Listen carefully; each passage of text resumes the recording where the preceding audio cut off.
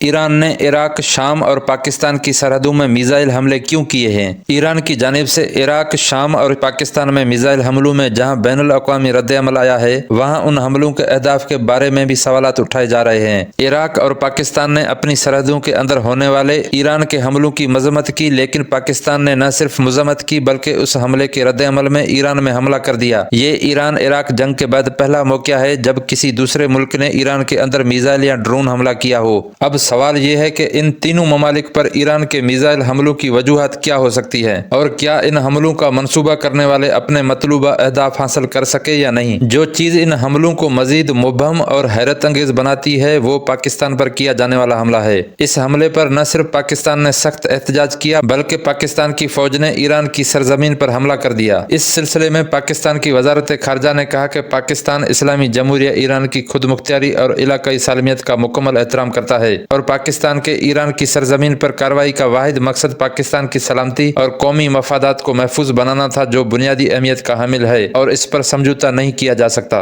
عراق، شام اور پاکستان پر ایران کے حملوں میں کیا فرق ہے؟ دو اہم نکات عراق اور شام پر ایران کے حملوں کو پاکستان پر کیے جانے والے حملے سے مختلف بناتے ہیں۔ ایک یہ ہے کہ عراق اور شام پر پہلے بھی ایران کے اس طرح کے حملے ہو چکے ہیں، لیکن پاکستانی سرزمین پر ایسے حملے کی کوئی تاریخ نہیں ہے۔ پاکستان پر ایران کے میزائل اور ڈرون حملے اور اس کے ساتھ مسلح افواج کے بیان کا کوئی ریکارڈ نہیں ہے۔ ایران کا پاکستان پر حملہ مزید سوچنے پر مجبور کر دیتا ہے، کیونکہ دونوں ممالک کے حکام ایک دوسرے کو بھائی اور دوست کہتے ہیں، اور سب سے اہم بات یہ ہے کہ یہ حملہ ایسے حالات میں ہوا جب پاکستان اور ایران کے حکام حملے سے قبل ایک دوسرے سے ملے تھے اور دونوں ممالک کے درمیان مشترکہ مشقیں بھی کی جا رہی تھیں۔ کچھ ماہرین کا یہ بھی خیال ہے کہ یہ حملے ایران کی میزائلوں کی طاقت دکھانے کی کوشش ہو سکتی ہے۔ شام میں ایران کی سرحد سے 1400 کلومیٹر دور ایران کا حملہ ایرانی میزائلوں کی رینج کے متعلق واضح پیغام ہو سکتا ہے۔ قابل اعتراض بات یہ ہے کہ ان حالات میں کہ ایران میں ان حملوں کا منصوبہ بنانے والوں کو کم از کم ان حملوں کی تشہیر کا موقع مل سکتا تھا، تو پھر پاکستان پر حملہ کیوں کیا گیا؟ کیا یہ حملہ ایران کے لیے نئی کشیدگی کا باعث نہیں بنے گا؟ ایران کی مشرقی سرحدوں میں ایسی کشیدگی کا ایران کے حکام کو کیا فائدہ ہوگا؟ عراق کی سرزمین پر ایران کے سابقہ حملوں پر غور کیا جائے تو اس ملک سے زبانی اور سفارتی رد عمل کے سوا کچھ نہیں متوقع تھا، جو عملی طور بھی ہوا، اور شام میں بشار الاسد کی حکومت رد عمل دینے کی پوزیشن میں نہیں ہے۔ لیکن پاکستان پر حملے کے نتیجے میں ایران کو نہ صرف پاکستان کی طرف سے سخت زبانی اور سفارتی رد عمل کا سامنا کرنا پڑا بلکہ ایران کے صوبے سیستان و بلوچستان میں سروان کے علاقے میں ایک ہدف پر پاکستان کے جوابی حملے کا بھی سامنا کرنا پڑا۔ عام طور پر ایران کے یہ حملے ایران کے کردار پر اثر ڈالیں گے، جسے مغرب غیر مستحکم قرار دیتا ہے۔ ایک اور سوال بھی جنم لیتا ہے کہ کیا پاکستان پر ایران کے حملے کا فیصلہ ایران کے اعلیٰ عسکری اور حکومتی سطح پر کیا گیا تھا یا نہیں؟ کیا ایران کی وزارت خارجہ پاکستان پر حملے سے باخبر تھی یا اسے پہلے کی طرح فیصلہ سازی کے عمل سے باہر رکھا گیا تھا؟ اس وقت ایران پر اندرونی طور پر بھی اور مشرق وسطیٰ میں حماس، حزب اللہ اور حوثیوں کی طرف سے دباؤ ہے کہ ایران اس وقت خاص طور پر اسرائیل کے خلاف کچھ نہیں کر رہا۔ اس اندرونی دباؤ اور مشرق وسطیٰ کی صورتحال سے توجہ ہٹانے کی غرض سے ایران نے عراق، شام اور پھر پاکستان میں حملے کیے ہیں، اور ایرانی توقعات کے مطابق ان کارروائیوں پر ایران کے اندر بہت جشن بھی منایا جا رہا ہے۔